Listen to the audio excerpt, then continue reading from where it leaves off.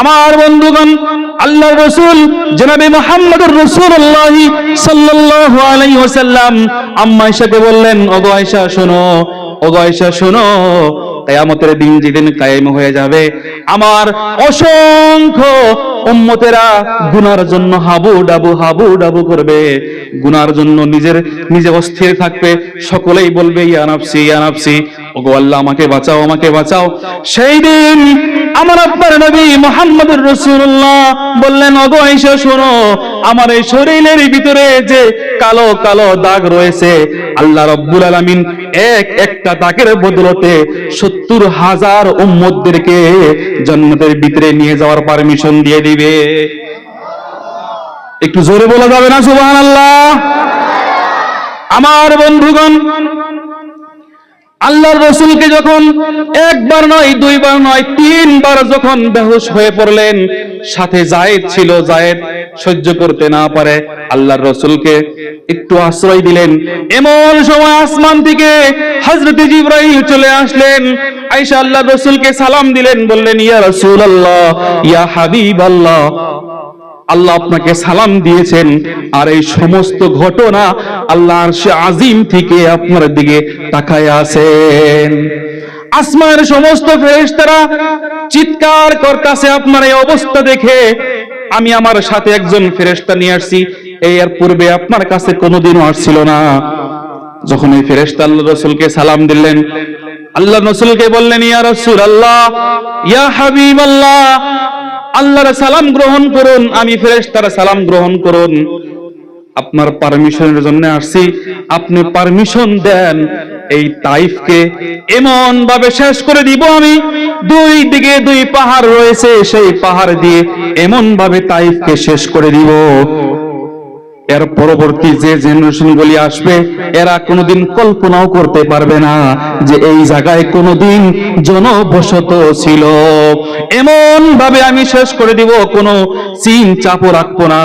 আল্লাহর রাসূল বললেন, আকাশের দিকে তাকিয়ে বললেন, ওগো জিবরাইল, তোমার জন্য যদি আমি তোমার কথার অনুযায়ী যদি বলি আমি এই তাইফকে শেষ করে দাও, তাহলে আমি পরবর্তী টাইমে কার কাছে গিয়ে বলবো লা ইলাহা ইল্লাল্লাহু মুহাম্মাদুর রাসূলুল্লাহ। আল্লাহ পাক রব্বুল ইজ্জত দুনিয়ার ভিতরে, দুনিয়ার শুরু থেকে নিয়ে দুনিয়ার শেষ পর্যন্ত আখিরি নবী মুহাম্মদুর রাসূলুল্লাহ সাল্লাল্লাহু আলাইহি ওয়াসাল্লাম পর্যন্ত যত আম্বিয়া ইকরাম, যত নবীগণকে পাঠিয়েছিলেন দুইটা কাজ দিয়া, চিল্লায় বলেন কয়টা কাজ? দুইটা কাজ দিয়া পাঠাইছিলেন। সকলের টার্গেট ছিল একটাই, সমস্ত নবীগণের টার্গেট, সমস্ত নবীগণের ভূমিকা একটাই ছিল, সেটা হয়েছে কিভাবে আমার উম্মতদেরকে জাহান্নামের আগুন থেকে বাঁচাইয়া জান্নাতের দিকে নিয়ে যাওয়া। একদম আদম থেকে নিয়ে হযরতে ঈসা নবী, আমাদের নবী মুহাম্মদুর রাসূলুল্লাহ সাল্লাল্লাহু আলাইহি ওয়াসাল্লাম, উনারও একই টার্গেট ছিল যে কি আমার একটা উম্মত যাতে জাহান্নামের আগুনে না খাইতে পারে, আমার একটা উম্মত যাতে জাহান্নামের দিকে না যায়, এই টার্গেট ছিল। আল্লাহ তাবারক তাআলা দুইটা মেসেজ দিয়া আমার আপনার নবীগণদেরকে দুনিয়ার ভিতরে পাঠিয়েছিলেন। তার ভিতরে একটা হয়েছে আনি'বুদুল্লাহ, আর একটা হয়েছে ওয়াজতানিবুত তাগুত। আল্লাহ তাবারক তাআলা সমস্ত নবীদেরকে বলছিলেন যে হে আমার নবীগণ, পয়গম্বরগণ, আপনারা দুনিয়ায় যান এবং মানুষদেরকে আমি রবের দাওয়াত দেন। আওয়াজটা বদলে গেল ভাই হঠাৎ করে।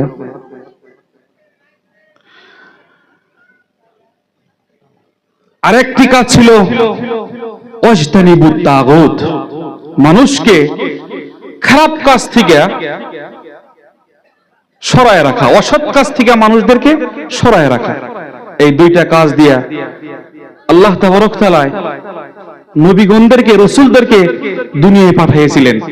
আর এই দুই কাজ করতে গিয়া অসংখ্য নবীরা শহীদ হয়েছেন, অসংখ্য নবীদেরকে মানুষরা নাহকভাবে হত্যা করেছে, অনেক কষ্ট, অনেক ত্যাগ, অনেক মুজাহাদা সম্মুখীন হইতে হয়েছে।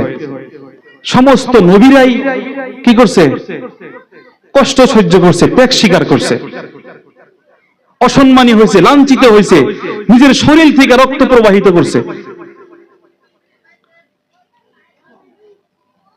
এই শুধুমাত্র ইসলামকে দুনিয়ার বুকে বাঁচায় রাখবার জন্য, এই কোরআনে কারিমকে, এই নামাজকে, এই শরীয়তে মুহাম্মাদিয়াকে দুনিয়ার বুকে জীবিত রাখার জন্য আমার আপনার নবী নিজের দাঁত মোবারককে শহীদ করে দিয়েছিলেন। নিজের মাথার ভিতরে লোহার শিক ঢুকে গিয়েছিল। ইতিহাস খুললে পাওয়া যায় তাইফের ময়দান আমার আপনার নবীর রক্ত দিয়ে রঞ্জিত হয়েছিল। উহুদের পাহাড় আমার আপনার নবীর রক্ত দিয়ে রঞ্জিত হয়েছিল। মক্কার ভূমি আমার আপনার নবীর রক্ত দিয়া রঞ্জিত হয়েছিল। হয় নাই গো? হয়েছিল। কিসের জন্য? বাড়িতে 10 তলা বিল্ডিং দিবার জন্য না, ভালো একটা গাড়ি কিনবার জন্য না, এই ইসলামের দাওয়াত দিবার জন্য, কোরআনে কারিমকে দুনিয়ার বুকে বাঁচায় রাখবার জন্য।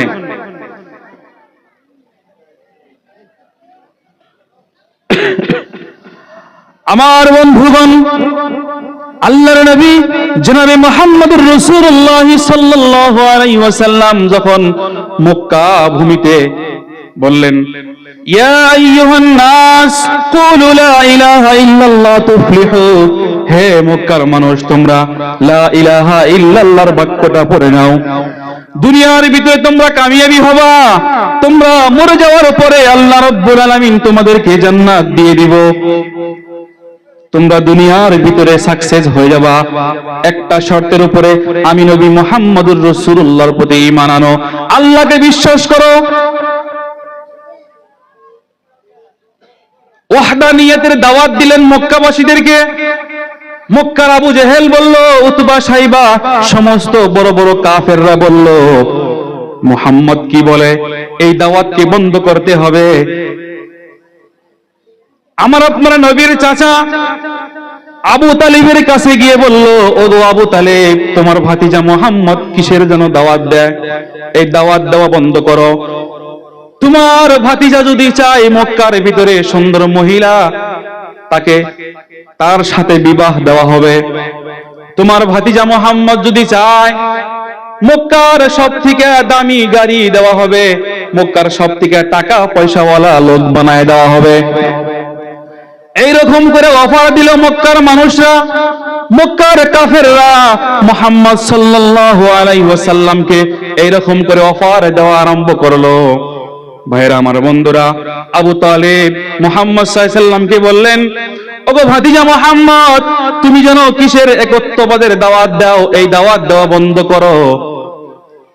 যদি দাওয়াত দেওয়া না বন্ধ করো তাহলে মক্কার কাফের আবু জেহেল, উতবা, সাইবা, মুগিরা, এই সমস্ত কাফের আজকে আমার কাছে আসছিল, আয়েশা এই কথা বলে গিয়েছে, তোমাকে অফার দিছে, তুমি যদি দাওয়াত দেওয়া বন্ধ করো তাহলে তোমাকে মক্কার সবথেকে সুন্দর মহিলাদের তোমার বিবাহ দেওয়া হবে। দ্বিতীয় নম্বরে তোমার অনেক টাকা পয়সার সম্পত্তিওয়ালা বানায় দেওয়া হবে। ওই টাইমে আল্লাহ রসুলের সাথে কত মানুষ ছিল গো? কয়জন সাহাবী ছিল? মেলা সাহাবী আছিল কে? আল্লাহ রসুলের কাছে পিস্তল আছিল? আল্লাহ রসুলের কাছে নাড়ি ফেলা আছিল কি? কিচ্ছু আছিল না। শুধুমাত্র একটা ছিল কি? মুহাব্বত। শুধুমাত্র একটাই ছিল, এটা কি? মুহাব্বত। আমার আপনার রসুলের ভিতরে চরিত্র আছিল, আখলাক আছিল। আখলাক দিয়ে সারা দুনিয়া জয় করা যায়। ভাইরা, বন্ধুরা, মুহাম্মদ সাল্লাল্লাহু আলাইহি ওয়াসাল্লামকে বলা হলো, হে ভাতিজা মুহাম্মদ, তোমাকে অফার দেওয়া হয়েছে, তোমাকে অফার দেওয়া হয়েছে, তোমাকে মক্কার সুন্দর মহিলা দিয়ে বিবাহ দেওয়া হবে। ওই টাইমে আমার আপনার নবী বিবাহ করেছিলেন না। দ্বিতীয় নম্বর, আমার আপনার রসুলকে অনেক টাকা পয়সার মালিক বানায় দেওয়া হবে। আমার বন্ধুগণ, আব্দুল মুত্তালিব আবু তালিব যখন এই কথা বললেন, তখন মুহাম্মদ সাল্লাল্লাহু আলাইহি ওয়াসাল্লাম বললেন, ওগো চাচা, তুমি মক্কার কাফেরদেরকে বলে দাও, তুমি মক্কার আবু জেহেল, উতবা, সাইবা, মুগীরার গোষ্ঠীদেরকে বলে দাও,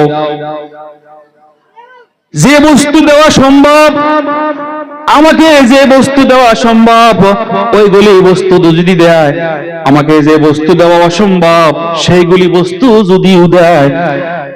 হাদিসের ভিতরে আসছে মুহাম্মদ সাল্লাল্লাহু আলাইহি ওয়াসাল্লাম বলেছিলেন, ওগো চাচা, আপনি বলে দেন, আসমানের সূর্যটা যদি আমার ডান হাতে দেয়, আর আসমানের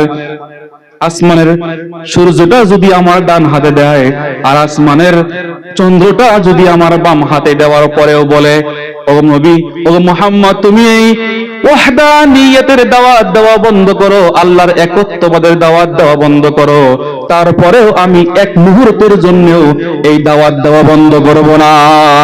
সুবহানাল্লাহ বলেন, একটু জিকির করেন, লা ইলাহা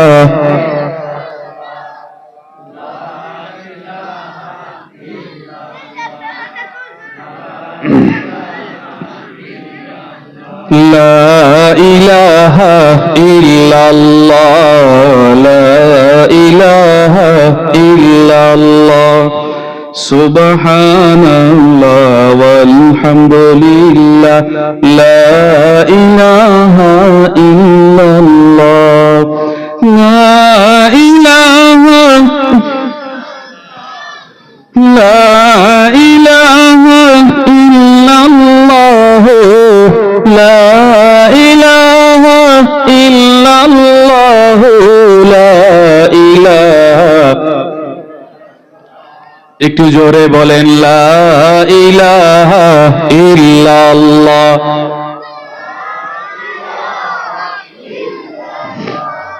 আল্লাহ নামের জিকির করবে যারা, আল্লাহর কাছে প্রিয় তারা, আল্লাহ নামের জিকির করবে যারা, আল্লাহর কাছে প্রিয় তারা, আল্লাহর কাছে প্রিয় যারা, জান্নাতে প্রবেশ করবে তারা।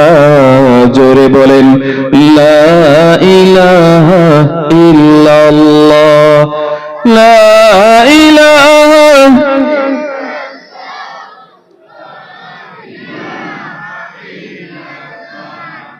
লা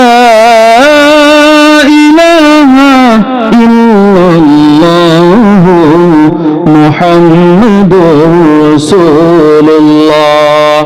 আমার বন্ধুগণ, আমার আপনার নবীর প্রতি, সমস্ত নবীদের উপরে উম্মতের দিক থেকে, মানুষের দিক থেকে, রাষ্ট্রীয় দিক থেকে অনেক অত্যাচার করেছিলেন, কিন্তু কোন নবীরা পর্যন্ত, এমনকি শেষ নবী আখেরি নবী মুহাম্মদুর রাসূলুল্লাহ উম্মতের জন্য কোনদিন বদদুয়া করেন নাই।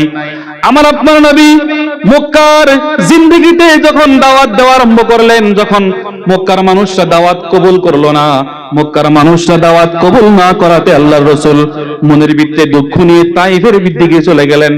তাইফের লোকদেরকে বললেন, ওগো তাইফবাসীরা, ইয়া আইয়ুহান নাস কুলু লা ইলাহা ইল্লাল্লাহ তুফলিহু, ও তাইফের মানুষ, তোমরা লা ইলাহা ইল্লাল্লাহ পড়ে নাও, যদি তোমরা লা ইলাহা ইল্লাল্লাহ পড়ো তাহলে তোমরা কামিয়াব হয়ে যাবা।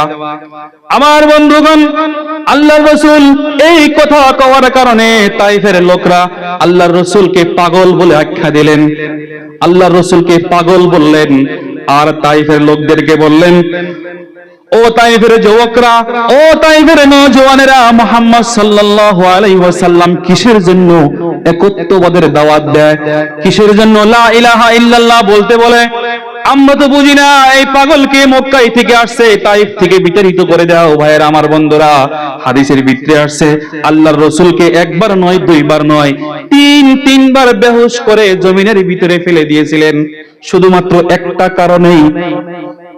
বাড়িতে বিল্ডিং দিবার জন্য? জোরে কোন না, একটাই কারণ ছিল, কি?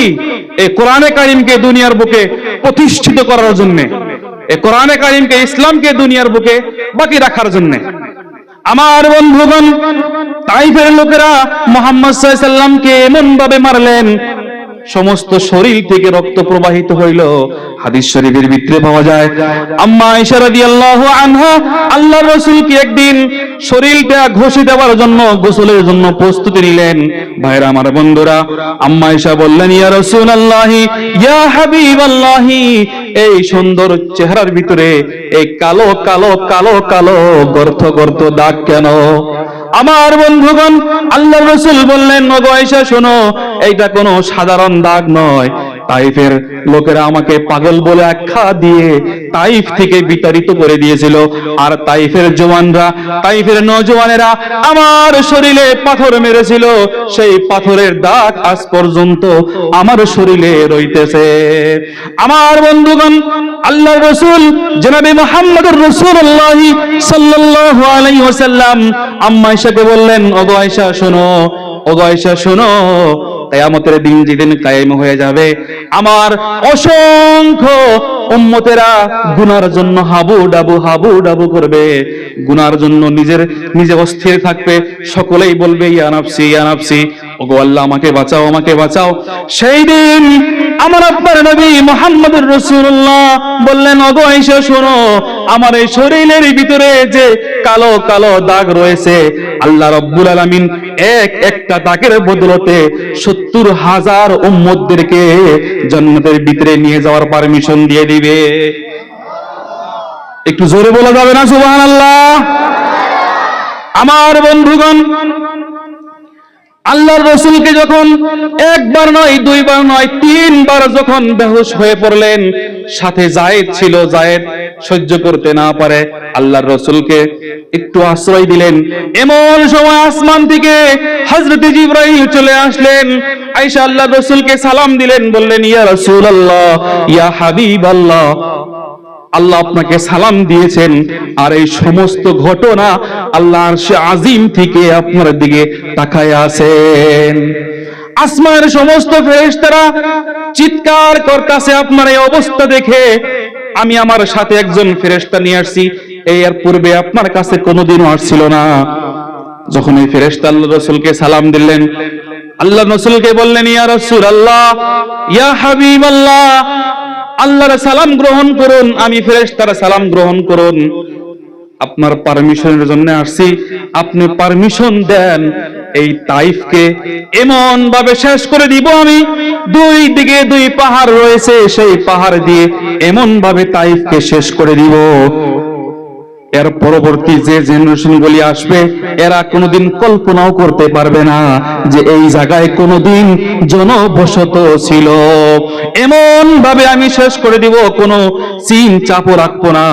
আল্লাহর রাসূল বললেন, আকাশের দিকে তাকিয়ে বললেন, ওগো জিবরাইল, তোমার জন্য যদি আমি তোমার কথার অনুযায়ী যদি বলি আমি এই তাইফকে শেষ করে দাও, তাহলে আমি পরবর্তী টাইমে কার কাছে গিয়ে বলবো লা ইলাহা ইল্লাল্লাহু মুহাম্মাদুর রাসূলুল্লাহ।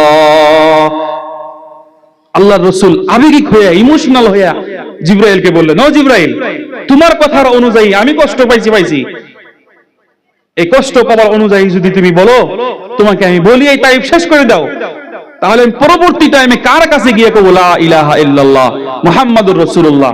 আল্লাহর রাসূল আসমানের দিকে চোখটা উঠাইয়া বললেন, আল্লাহুম্মা গফির লিকওমি, আল্লাহুম্মা গফির লিকওমি ফাইন্নাহুম লা ইয়ালামুন।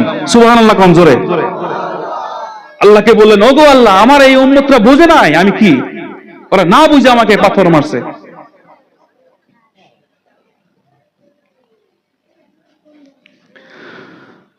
ভাইরা বন্ধুরা, আল্লাহর রাসূল এত কষ্ট করেছেন, এত মুজাহিদা করেছেন কিসের জন্য? আমার আপনার জন্য। এই যে টুপি, যে দাড়ি রাখছি, যে দেখেন না বর্তমান সরকারে কি অবস্থা করতেছে মুসলমানের উপরে, মোবাইল খুললেই পাওয়া যায়। সেদিন এক দেখলাম মসজিদের ইমাম মুয়াজ্জিন আযান দিছে, হাতে হাতে গ্রেফতার করছে।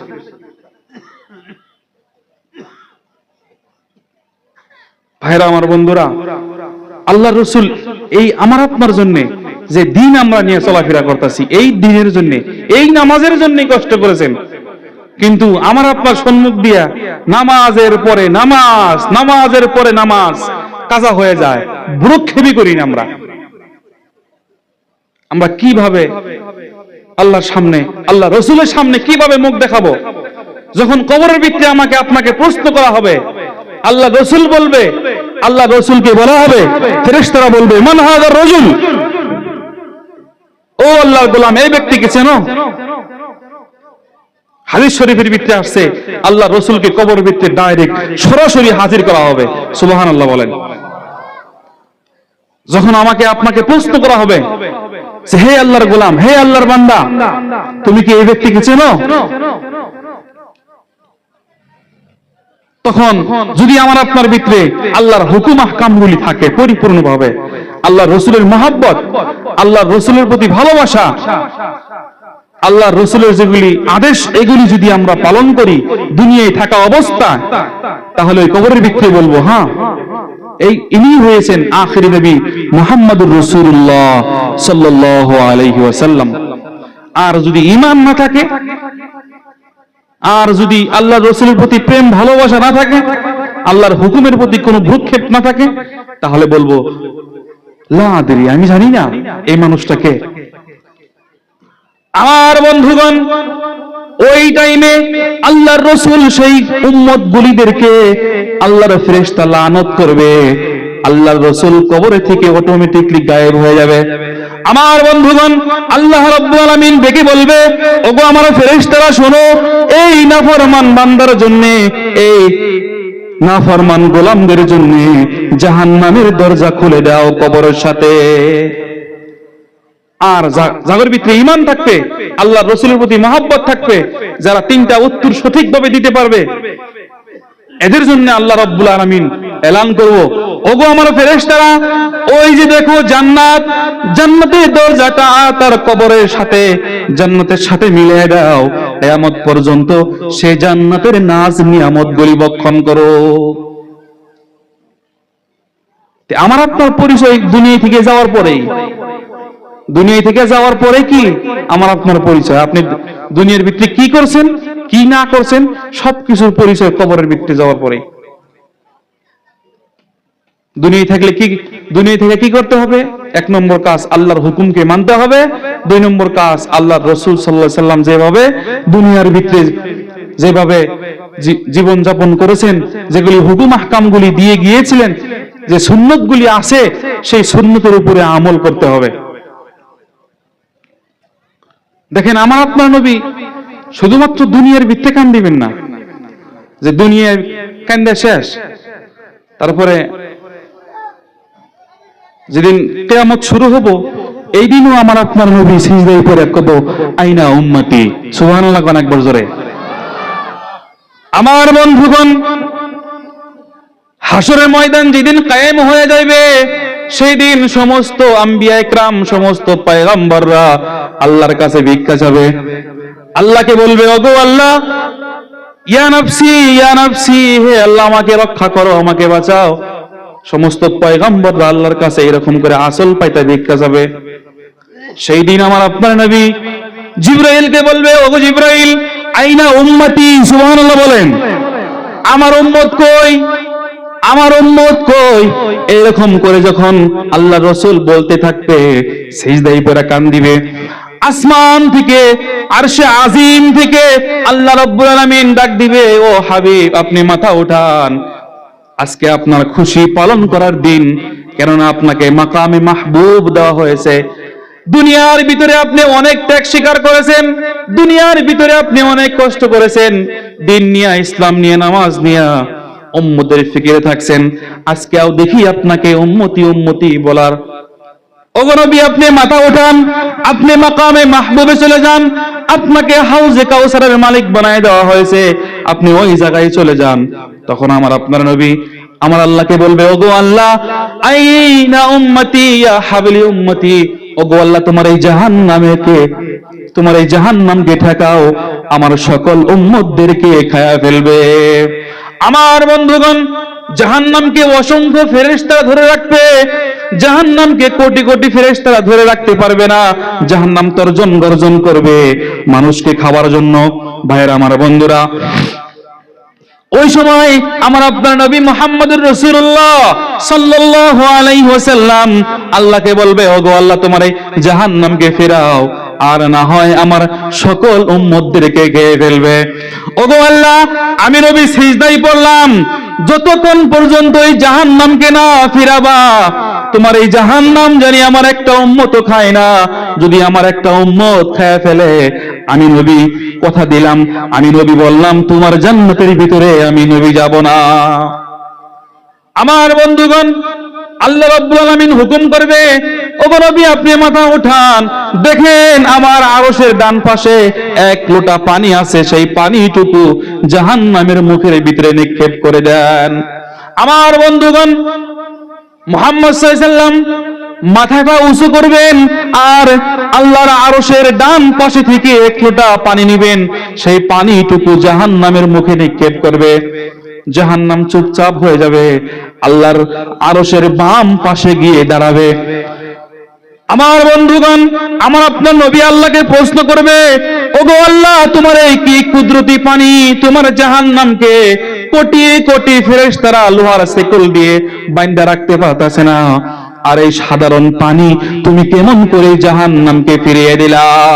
আমার বন্ধুগণ, আল্লাহ রাব্বুল আলামিন বলবেন, ওগো হাবিব, এইটা কোনো কুদরতি পানি নয়, এইটা কোনো জাদুর পানি নয়, এই পানি হয়েছে আপনার গুনাহগার উম্মত সারা জীবন গুনাহ করে, সারা জীবন গুনার ভিতরে হাবুডাবু করে নিজের জীবনকে শেষ করে দিয়েছিল, নিজের নফসের উপরে জুলুম করেছিল, সর্বশেষ তার জন্য দুনিয়ার সকল দরজা বন্ধ হয়ে গিয়েছিল, তার মা বাবা তাকে বাড়ির থেকে বের করে দিয়েছিল, সমাজের মানুষ তাকে বর্জন করেছে, দেশের কোনো মানুষ চিনে নাই, সকল মানুষ তাকে ধুরু ধুরু ছিঁড়ে করেছে, সারা জীবন গুনার ভিতরে লিপ্ত হইয়া সর্বশেষ আমি আল্লাহ রাব্বুল আলামিনকে স্মরণ করেছে, আমি আল্লাহর কাছে এমন ভাবে তওবা করছে যে তওবা করার সময় চোখ দিয়ে 2 ফোঁটা পানি ফেলেছিল, সেই পানি আমি আল্লাহ রাব্বুল আলামিন জমা করে রেখে দিয়েছি।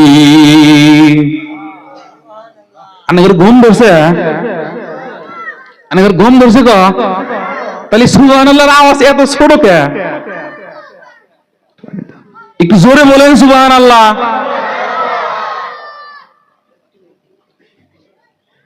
মুহতারাম বুজুর্গ, দোস্ত, সেই দিন আমার আপনার এই চোখের পানি দিয়া সারা জীবন গুনাহ করার পরে অনুতপ্ত হয়ে আল্লাহর কাছে যখন আমরা কান্দিমু, আল্লাহকে বলবো, আল্লাহ, জীবনে যা করছি সব ভুল করছি, আল্লাহ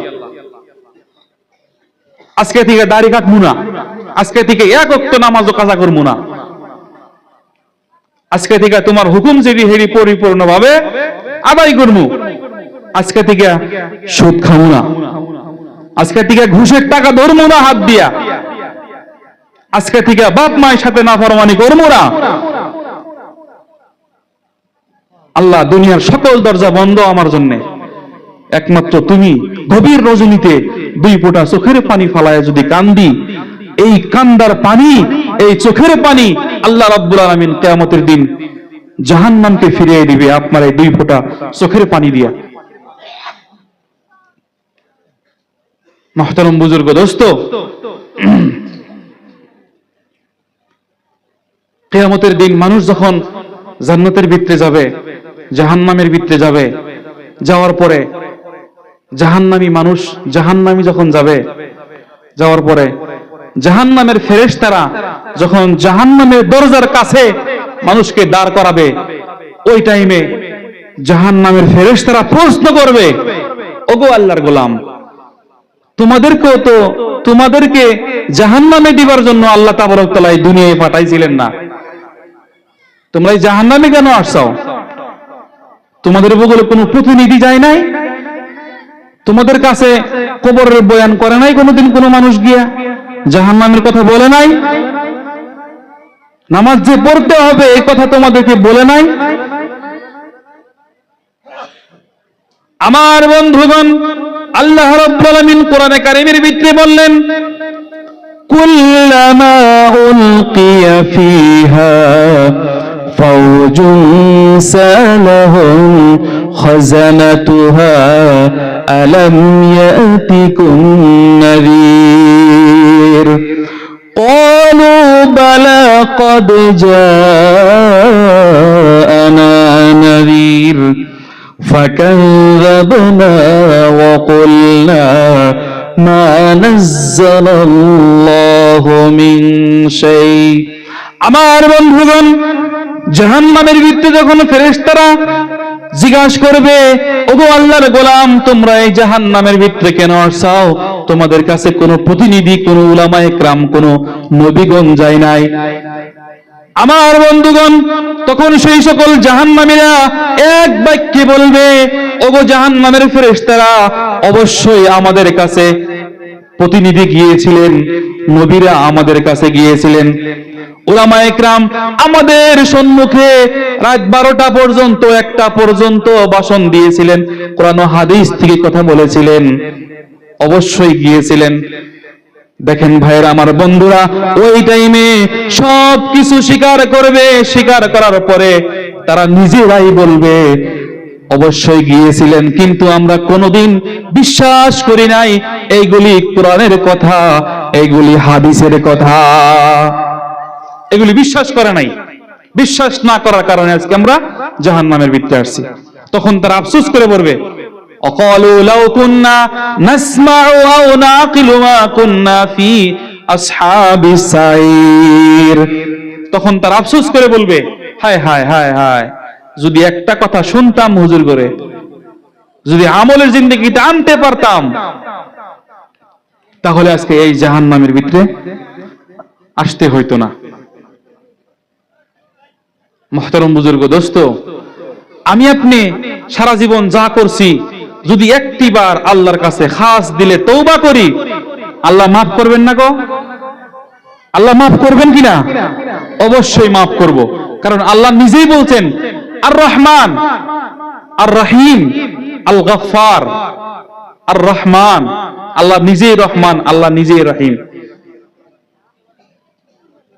আমার বন্ধুগণ আমি একটি ছোট্ট ঘটনা বলবো বনি ইসরাইলের একটি ঘটনা হযরতে মূসা আলাইহিস সালাতু ওয়াস সালাম আল্লাহকে বললেন ওগো আল্লাহ আমি আমার উম্মতের ভিতরে দেখতে চাই সবথেকে নিকৃষ্ট মানুষকে সেই ব্যক্তিকে আমি দেখতে চাই ভাইরা আমার বন্ধুরা আল্লাহ রাব্বুল আলামিন বললেন ওগো মূসা তুমি বিকাল সকাল বেলায় যখন তুমি ঘুম থেকে উঠবা ঘুম থেকে ওঠার পরে যখন তুমি রাস্তার ভিতরে যাবা রাস্তার ভিতরে যাওয়ার পরে যখন প্রথম ওই রাস্তা দিয়ে যে লোকটি অতিক্রম করব সেই মানুষটি হয়েছে তোমার উম্মতের ভিতরে সবথেকে নিকৃষ্ট মানুষ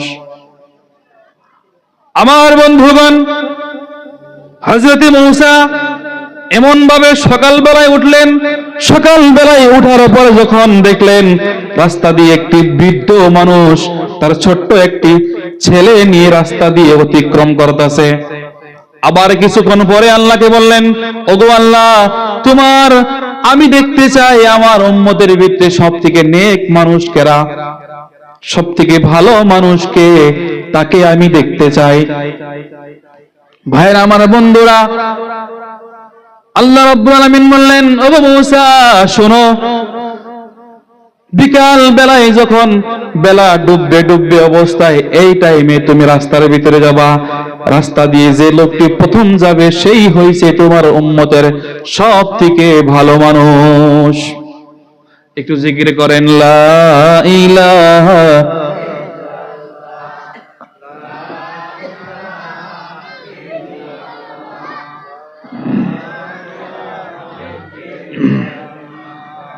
সুবহানাল্লাহ ওয়ালহামদুলিল্লাহ ওয়ালা ইলাহা ইল্লাল্লাহ আমার বন্ধুগণ হযরতে মূসা বিকাল বেলায় যখন গেলেন বিকাল বেলায় যাওয়ার পরে সেই বৃদ্ধ লোকটিকে দেখতে পেলেন আল্লাহকে বললেন ওগো আল্লাহ তোমার এই কোন কুদরতি খেলা সকাল বেলায় যে লোকটি সব থেকে নিকৃষ্ট ছিল বিকাল বেলায় আবার কেমন করে ভালো হয়ে গেল আমি তো বুঝতে পারলাম না ভাইরা আমার বন্ধুরা আল্লাহর রাসূল হযরতে মূসা বললেন, ওগো আল্লাহ, সকাল বেলায় যে লোকটিকে তুমি দেখাইলা সবথেকে নিকৃষ্ট, বিকাল বেলায় আবার তুমি কেমন করে এই লোকটিকে ভালো করলেন? আল্লাহ বললেন, ওগো মূসা শোনো, এই লোকটি এমন নারায়ণ তাকবীর, নারায়ণ তাকবীর, মুখ্য অতিথি কি?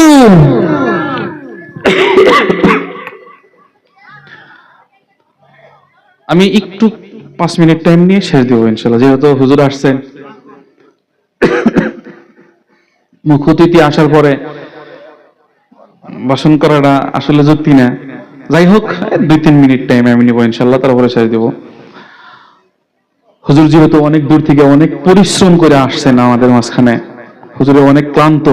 হুজুরের জন্য সবাই দোয়া করবেন, আল্লাহ যেন ওনাকে পরিপূর্ণ সুস্থতা দান করেন। সকলে বলেন আমিন। আমার বন্ধুগণ, হযরতে মূসা আল্লাহকে প্রশ্ন করলেন, ওগো আল্লাহ, সকাল বেলায় যে লোকটিকে তুমি সবথেকে নিকৃষ্ট বললা, বিকাল বেলায় আবার কেমন করে সবথেকে ভালো হয়ে গেল? আমার বন্ধুগণ, আল্লাহ রাব্বুল আলামিন মূসাকে বললেন, ওগো মূসা, এই লোকটি এমন ভাবে তওবা করেছে যে তওবা করার কারণে আমি আল্লাহ রাব্বুল আলামিন তাকে উম্মতের সবথেকে নেক মানুষ হিসাবে বানিয়ে দিয়েছি। ভাইরা আমার, বন্ধুরা, মাঝখানে অনেকটা লম্বা ঘটনা আমি শর্ট করছি। আল্লাহ তাবারক তাআলা আমাদেরকে দ্বীনের সহিহ বুঝ দান করুক। সকলে বলেন আমিন।